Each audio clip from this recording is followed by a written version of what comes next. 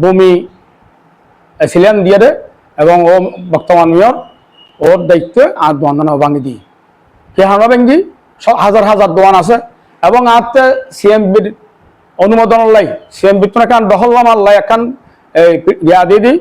দরখাস্ত ইয়ান পর্যন্ত আর আছে তার কাছে দেখায় আতে ট্রেল লাইসেন্স আছে তারপর দিয়ে দোয়ান ভাঙি দিই আয় একজন এই জিয়া রহমানের সৈনিক আলহাজ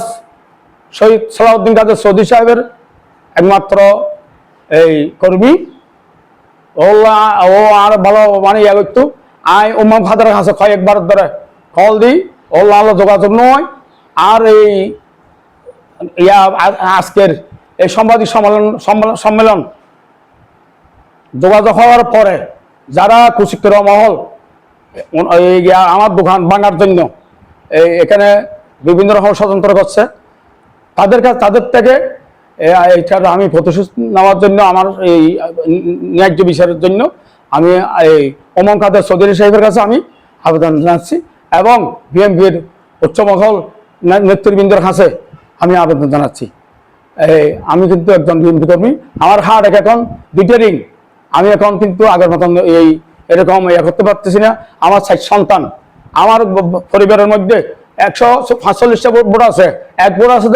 শুধু আওয়ামী লীগ আর 45 ভোট 146 ভোট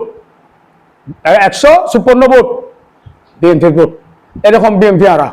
এরকম বিএনপির মধ্যে কিছু কুচকের মহল আগে আওয়ামী লীগের দালালি কিন্তু একদম জুটি গেলে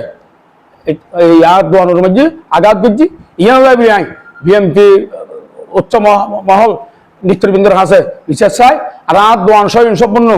এই করে দেওয়ার জন্য আমি এই প্রশাসনের কাছে